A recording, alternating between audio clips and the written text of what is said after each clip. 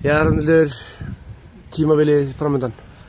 Já, Hvernig, hvað, ef ég bara byrja á því að spyrja fyrst, hvað ætlarðu með þetta lið IBF? Já, það aldeilis. Klárlega sem við viljum alltaf vera ofalega, það klárt mál, en við vitum líka að þetta verður gríðarlega jöfn og erfið deild og við getum lent í því að vera í efstu fjórum og við getum líka lent í því að vera í 7. og 8. sæti. Þetta verða það margir jafnir leikir, 50-50 leikir, þannig að þetta aftur að vera gríðarlega erfitt, en auðvitað viljum við vera í topp 4. Þú kemur náttúrulega, þínu fyrstu ári sem þjálfari til Eyja og vakti svolítið athygli, farin svona frá Val sem að maður náttúrulega bara alltaf þekkti. Já. Hvaða kröfur gerir þú sjálf til að, ertu með þannig leikmannafjölda og mannskap sem þú vilt? Við náttúrulega 4 leikmenn fyrir þetta tímabil og vorum að fá eina núna í staðinn, eina frá Litáen, Gretu, og hún bara að koma ágætlega út með svona öðruvísi leikmaður og en bara frábær stelpa og á eftir að nýtast okkur klárlega vel, þannig að ég bara eiginlega mjög hamngisum bara með útlendingar sem með út af því að Portugalin sem með líka þetta eru bara einstaka manneskjur, alveg rosalega flottar í hóp og vel liðnar, virkilega vel liðnar af liðinu og stelpunum og ég held að IBF sé klárlega hefnasta lið í deildinni með útlendinga. Já, og gríðarlega þú lítur að það bara verið fegin að fá að halda útlendingunum. Já, það var svona alveg fyrsti höfuðverkurinn þegar ég skrifaði undir að þær myndi vera áfram, en sem betur fer þá hafðist það og það hefði náttúrulega, þetta hefði orðið gríðarlega erfitt og við hefðum ekki getað stefnt kannski mjög hátt ef þær hefði ekki verið. Hefurðu skrifað undir hefði þær ekki verið? Ég var búin að skrifa undir á það skrifað undir. Okay. Já, það hefði bara verið öðruvísi verkefni, maður náttúrulega verður að meta svolítið það sem maður hefur í höndunum og ef þær hefði ekki verið þá hefði náttúrulega verið bara komið gríðarlega unglið en fullt efnilegum stelpum, þær bara hefði þurft tíma og þurfa tíma, þessar yngri sem eru hjá mér, þær þurfa kannski aðeins lengri tíma til að vera svona verandi spilarar í þessari deild. Nú náttúrulega nær félagi eins og IBF í Hrafnhildur Skúladóttur ekki krafa. Ég veit það ekki, þú að spyrja fólki í kringum. Það vill lengi segja neitt. Það vill lengi segja neitt. Nei, ég held að gera svolítið grein fyrir því, þú getur örugglega spurt flesta hér á Eyjunni og aðri í Reykjavík hverjum besta liðið og þá myndur örugglega klárlega langflesti segja Grótta og að þessi besta mannskapinn og fram þar á eftir. Ég held að svona reikni langflesti með því að þessi tvö taki fyrstu 2 sætin og það pressan klárlega meira á þeim heldur en á mínu liði, myndi ég segja, og frá öllu svona öðrum, þannig að en við vitum líka alveg að við getum alveg unnið þessi lið á góðum degi, en það þarf virkilega góðan dag til, það náttúrulega bara þannig. Tengslaneti sem að þú hefur gegnum náttúrulega Val, maður kannski bjóst svolítið við því þegar maður fekk þessar fréttir að þú að koma til liðsins að þú myndir taka einhverja leikmenn frá Val með þér? Nei, það stóð nú aldrei til. Ég ekkert að fara að afla með neitt óvinsælda á Hlíðarenda. Nei, svo líka ég veit ekki, það alltaf fyrst og fremst ég var rosalega föst í því ég kom hingað, ég vildi hafa leikmenn sem búa og náttúrulega auðvitað langbest þetta séu bara heimastelpur sem eru kannski ekki að fara neitt á næstu árum og svona og maður veit að verði númer 1, 2 og 3 vildi ég halda í þær. En og svo náttúrulega frábært að fá styrkingar en það allavega það verður þá bara að bíða aðeins betri tíma. Þú náttúrulega með 3 útlendingar sem eru ekki heimamenn?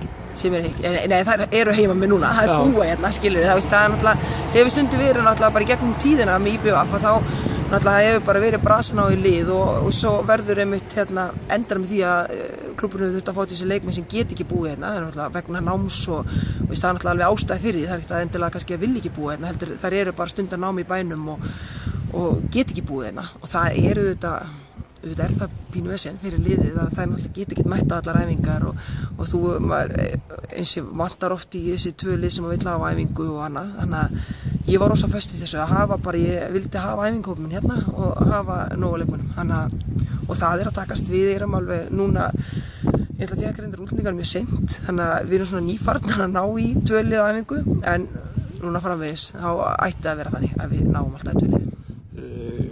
Svolítið krafa kannski hjá þér sem þjálfara að leikmannahópurinn sem út með, hann sé búsettur í Vestmannaeyjum?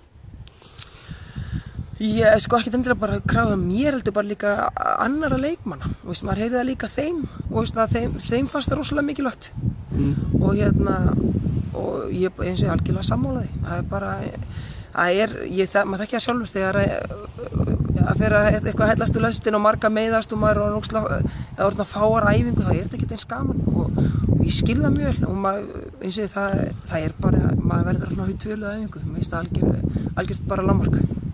Þitt fyrsta ár sem þjálfari, í hvert hringir þegar vantar svona pep-up?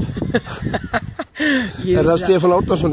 Stefán, sko, Stefán vinur minn, við erum alltaf í mjög góðu sambandi og ég veit að hann er allavega að óska þess ekki að mig gangi illa.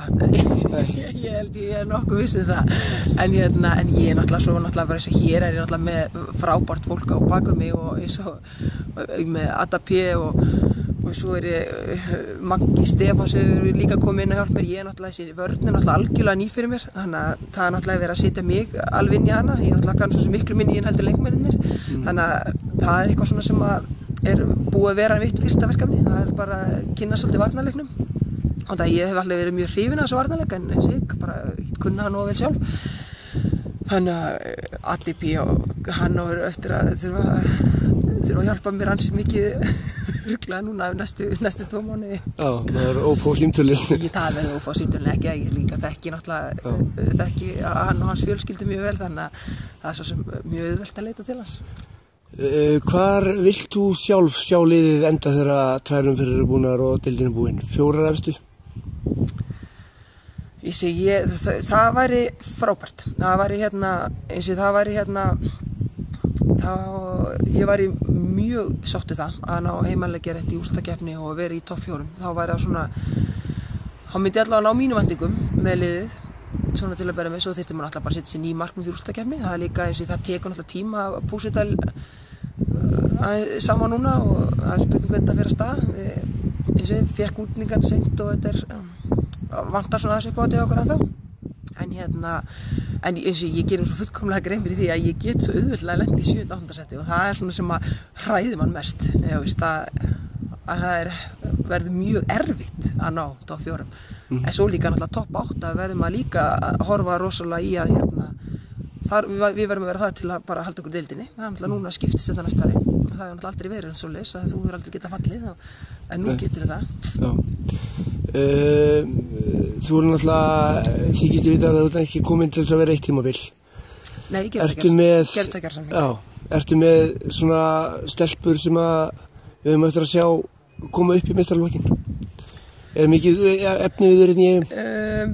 Það er flottir, það er ekkert svo rosalega margar, eins og núna ég náttúrulega verið með unglingaflokkin líka og þar erum við bara því miður að berjast við að ná í lið bara til að geta bara spila sem unglingaflokkur, þannig að það eru ekki margar en það eru flottar, virkilega flottar stelpur sem eru hjá mér alltaf æfingu og eru sem stefða unglingaflokki. Það geta klárlega náða langt. Ertu orðin svona beja? Við erum í stafsvöld að vera og börnin alveg stór þrífast ég var hræddist úlingi sem ég var að byrja í 10. bekk og ég held að það er svona erfiðast fyrir hana en hennar mesta hræðsla núna er það að hún sé kannski að fara að flytja heim eftir 2 ár, hún hefur mest ráðgerð því, þannig að henni líður bara mikið betur hér heldur en í bænum, þannig að það verður bara erfitt að fá börnin heim eftir. Ekkert ólíklegt þegar sjáum þið framleikja hann að 2 ára samning? Já, það er aldrei að vita. Ertu búin að spranga? Já, það er langt síðan, hún er svolítið spennt fyrir því lilla mín, þannig að við förum svona annars lagið alltaf að spranga. Okay. Gólfið, ertu í gólfinu? Ég læt manni minn sjá það. Hann svolítið golfari. Hann svolítið mikið í golfi og ég var svolítið byrjuð síðasta sumar en svo ég svona eiginlega búin að komast að því að golf mestmegnis fyrir fólk sem vil vera í vonduskapi þannig að ég veit ekki alveg hvort það sé sport fyrir mig. Nei, Þú ert aldrei í vonduskapi. Ég nákvæmlega. Þannig að ég get allavega verið mjög pyrruð því fyrir golf en yfirleitt ég samt alltaf í mjög góðu skapi. Þannig að ég held að ég fer í þetta og mér finnst gaman að fara og slá og svona en ég er ekkert byrjað að neina krafti. Takk fyrir þetta.